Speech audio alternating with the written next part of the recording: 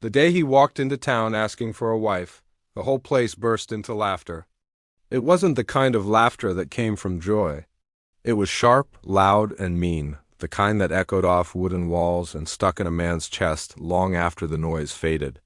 The saloon was full that afternoon, thick with the smell of dust, sweat, and cheap whiskey. Men leaned back in their chairs, boots up, hats low, watching like they had nothing better to do than make a joke out of someone else's life. He stood near the doorway, tall and worn, like he had traveled farther than most of them ever would. His coat was dusty, his boots cracked, but his eyes were steady. He wasn't drunk. He wasn't smiling either. He just looked tired in a way that went deeper than sleep. "I'm looking for a wife," he said again, calm as ever. That only made it worse. One man slapped the table, nearly spilling his drink. Another leaned over the bar, grinning wide. Someone muttered that the desert must have cooked his brain. A few others just shook their heads, already deciding what kind of fool he must be. In a place like that, people didn't ask for things like love out loud. Not like it was something you could order the way you ordered a drink. The bartender wiped his hands on a cloth, eyeing the stranger carefully. "You lost, friend?" he asked, though his tone carried more amusement than concern. The stranger didn't move. "No," he said. "I mean what I said." More laughter. Outside, the sun burned down on the empty street, where a couple of horses stood tied to a post, tails flicking lazily. Inside, the air felt tighter now, like something unseen had walked in with him. It wasn't just what he asked. It was how he said it. Like he believed it mattered. One of the men at the table leaned forward, grinning through a thick beard. "You think a wife's something you can just pick up in a town like this?" he said. "What makes you so special?" The stranger turned his head slightly, meeting the man's eyes without any anger. "Nothing," he replied. "That's the point." That answer didn't fit what they expected.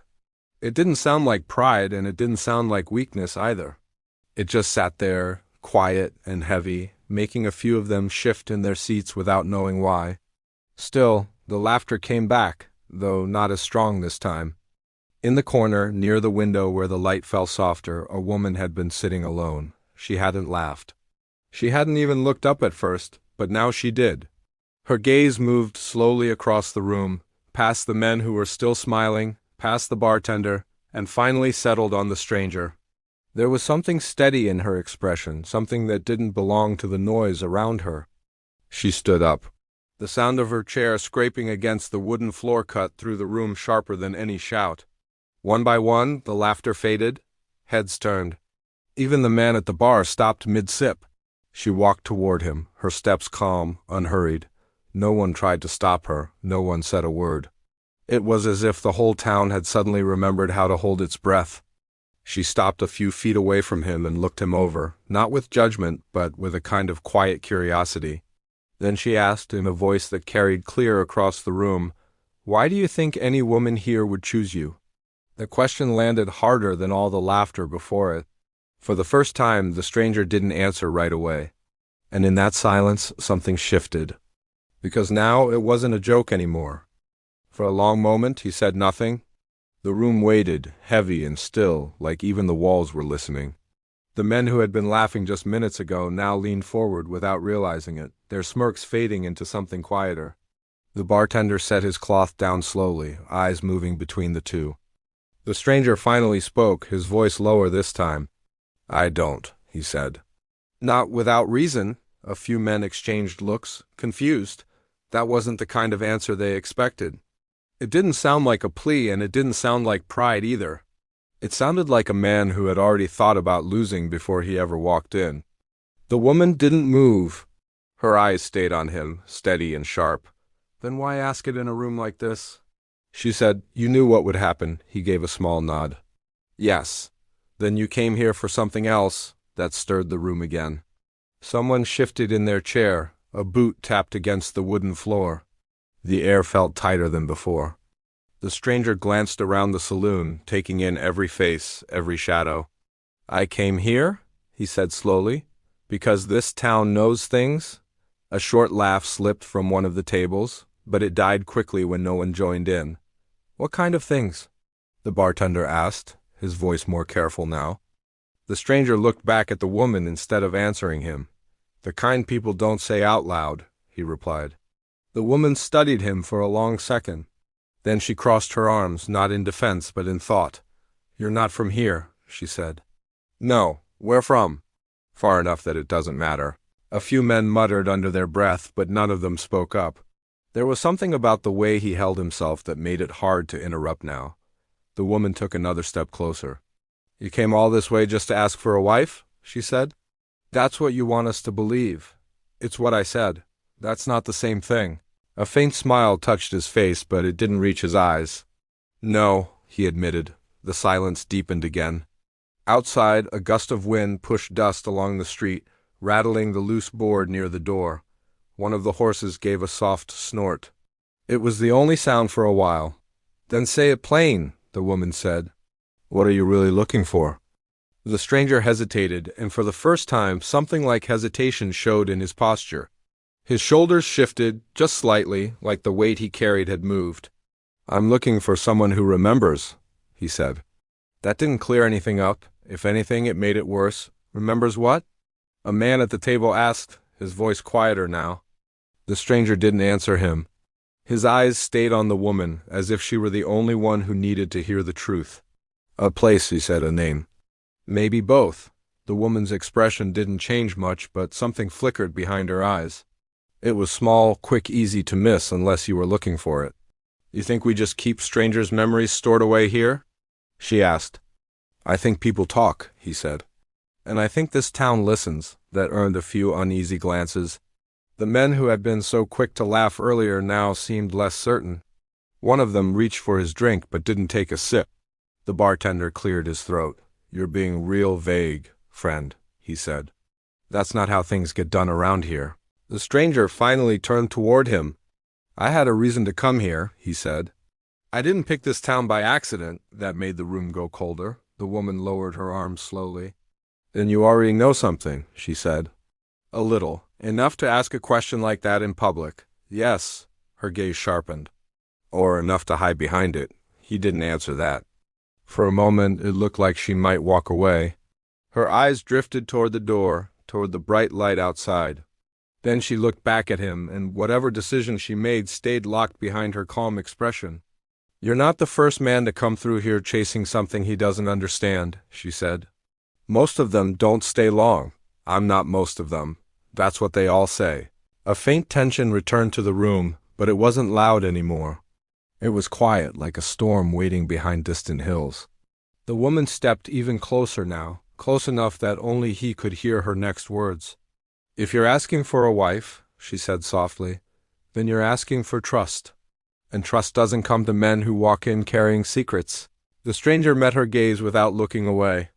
Then maybe I'm not asking for trust, he said. That made her pause. What are you asking for, then? He held her eyes for a long second before answering. A chance, he said.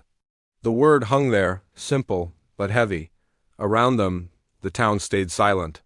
But something had already begun to change, and none of them knew yet how far it would go. The word stayed in the air long after he said it. A chance. It sounded small, almost harmless, but in a town like that, nothing was ever just a word. The woman took a step back, studying him again, as if she were trying to decide whether he was a fool or something far more dangerous. Behind her, the low murmur began to return. Not laughter this time, but whispers. Men leaned toward each other, voices hushed, eyes flicking between the stranger and the woman near the center of the room. You hear that? One of them muttered. He's asking for more than a wife. Another man shook his head slowly. He's digging where he shouldn't.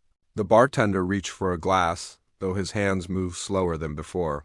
He had seen strangers pass through, men chasing gold, men running from trouble, men looking for something they could not name. But this felt different. This felt like the kind of trouble that didn't leave when the sun went down. The woman turned slightly, just enough to glance at the others. That's enough, she said quietly. The room obeyed. Not out of fear, but out of habit.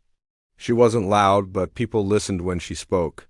When she faced the stranger again, her tone had shifted. It wasn't sharp now, but it wasn't soft either. You should be careful what you ask for in a place like this, she said. Chances have a way of costing more than people expect. I've already paid enough, he replied. That caught her attention. Paid for what? He hesitated again, but this time it felt different, like he was choosing what not to say rather than searching for words. For coming here, he said at last.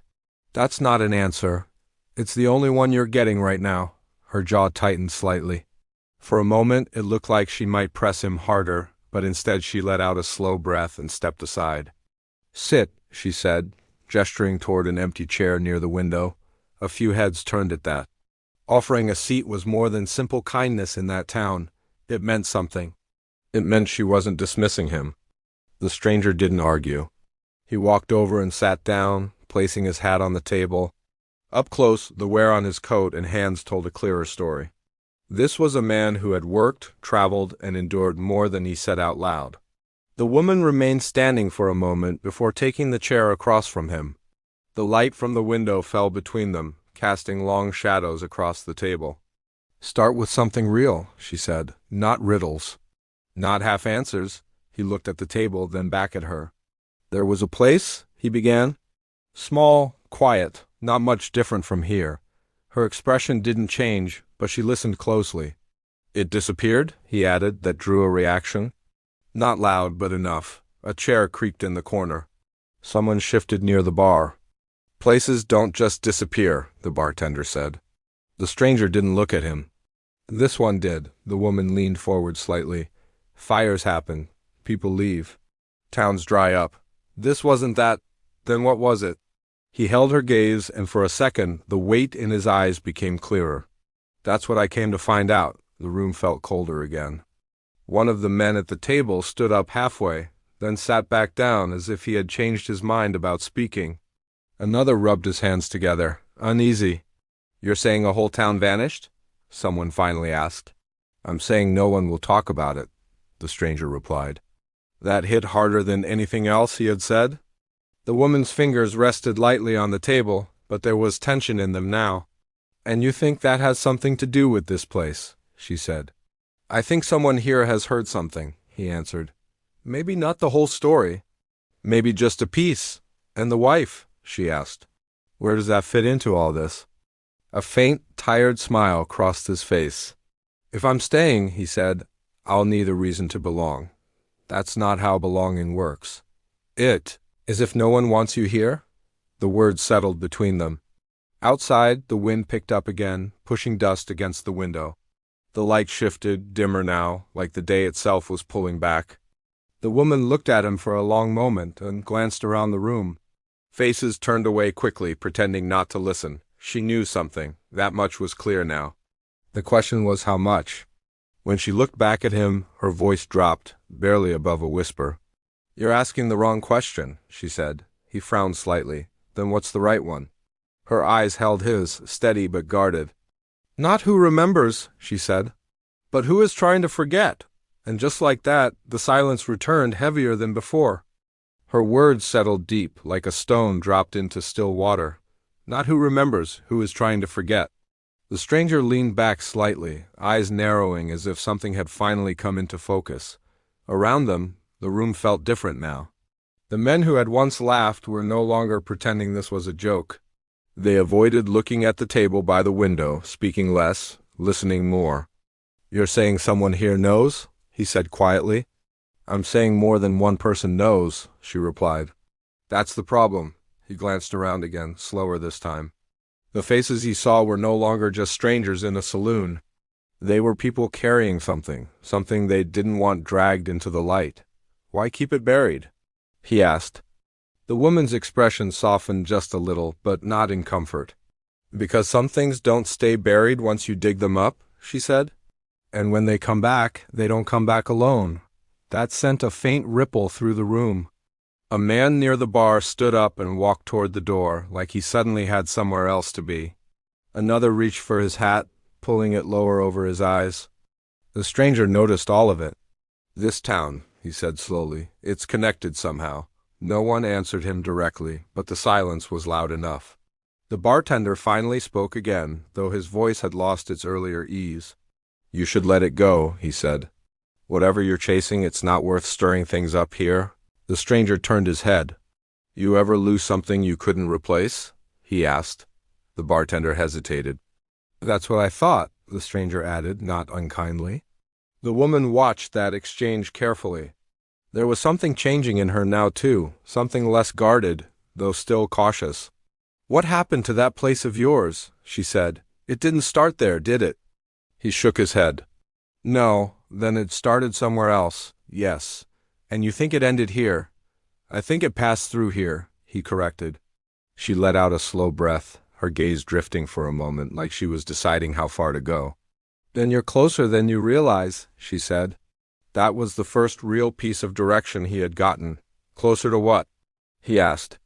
She didn't answer right away. Instead, she looked toward the back of the saloon, where an old wooden door led to a narrow hallway. It had been closed the entire time, unnoticed by most. The stranger followed her gaze. "What's back there?" he asked. Before she could respond, a chair scraped sharply against the floor. "Enough," one of the men said, standing up. His voice wasn't loud, but it carried weight. "This has gone far enough." All eyes turned to him.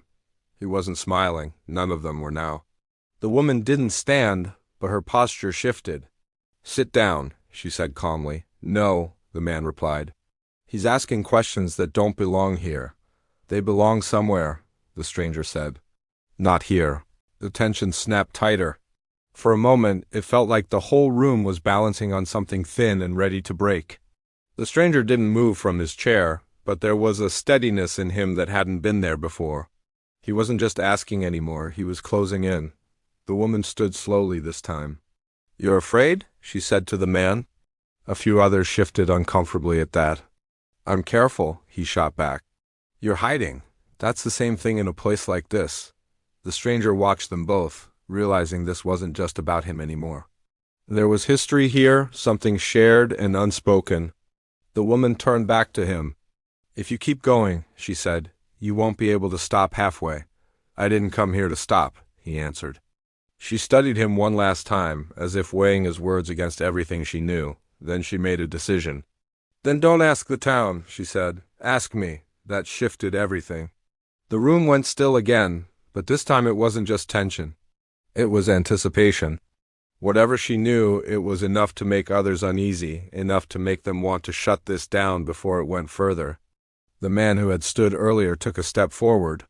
"You don't have to do this," he said to her. "I know," she replied. "Then don't." But she didn't look at him anymore. Her eyes stayed on the stranger. "Meet me when the sun goes down," she said quietly. "Behind the old stable at the edge of town." The stranger nodded once. No more words were needed. Around them, the town seemed to hold its breath again, caught between what had been hidden and what was about to be revealed. By the time the sun began to fall behind the hills, the town had grown quieter than usual. The stranger made his way to the edge of town without rushing. The old stable stood alone, worn by years of wind and dust, its wooden frame leaning just enough to show its age. The sky above was turning gold, then slowly fading into a deeper shade, as if the day itself was holding back what came next. She was already there. Leaning against one of the posts, arms folded, watching the road like she had been waiting longer than she planned to admit. When she saw him, she straightened, but didn't step forward right away. "You came," she said. "I said I would." For a moment, neither of them spoke. The quiet out there felt different from the silence in the saloon. It wasn't heavy with eyes or whispers. It was open, honest, and somehow easier to breathe in. "You were right," she said at last. "About this town knowing things?" He waited. "And you were wrong too," she added. "It's not just about remembering or forgetting. It's about choosing which truth a person can live with." He nodded slowly. "Then tell me the one you chose?" She looked past him, toward the fading light. "That place you're searching for," she said. "It didn't vanish in the way you think. People left before anything could happen." Word traveled quietly, just enough to warn those willing to listen. "Warn them about what?" "About a pattern," she replied. "Small towns. Isolated places. Something unsettled. It wasn't one event, not one clear cause. Just a feeling that something was shifting, and those who stayed too long lost more than they expected." He listened closely, his expression steady. "My family heard those whispers years ago," she continued. "We moved, ended up here, and over time others came too. People who had heard the same things or felt them. That's why this town listens the way it does. It's full of people who chose to leave before they had to run. The pieces began to fall into place. So the place I'm looking for, he said, it's not gone, it's emptied. She gave a small nod, most likely. Left behind before it could take anything else. He let out a breath he didn't realize he'd been holding. Some of the weight in his shoulders eased, though not all of it. You could have said that in the saloon, he said. No, she replied gently. Some people there aren't ready to hear it spoken out loud. They're still deciding what they believe. He understood that. And you? He asked. What do you believe? She met his eyes. I believe leaving was the right choice. I believe staying here gave us a chance to start again. And I believe you came here not just for answers, but because you don't want to keep running. That struck deeper than anything else. He looked down at the ground for a moment, then back at her. I've been moving for a long time, he admitted. Chasing something I didn't fully understand. Maybe I just needed to know it wasn't all lost. It isn't, she said. Not if you stop chasing it and start building something new. The wind moved softly through the open fields, carrying the scent of dry grass and earth. It felt calm now, like whatever had been chasing him no longer had the same hold. He studied her for a moment, then gave a faint, honest smile. And the wife? He asked. Was that just a way to get people talking? She smiled a little at that. Maybe at first, she said. But not entirely. He raised an eyebrow. This town is full of people who chose a second chance, she continued. Some found it. Some are still looking. And you? She hesitated just briefly. I stayed, she said. That should tell you something. He nodded, understanding more than she said. The sun had nearly set now, leaving the sky dim but peaceful. For the first time since he arrived, the future didn't feel like a question chasing him. It felt like something waiting. I think I'll stay a while, he said. That would be a start, she replied. They stood there for a moment longer, side by side, looking out at the quiet land. Behind them, the town waited, no longer laughing, no longer hiding in quite the same way. Somewhere along the road, the stranger had stopped being just a stranger. And for the first time in a long while, he wasn't looking for something that was gone. He was ready to begin something that could last.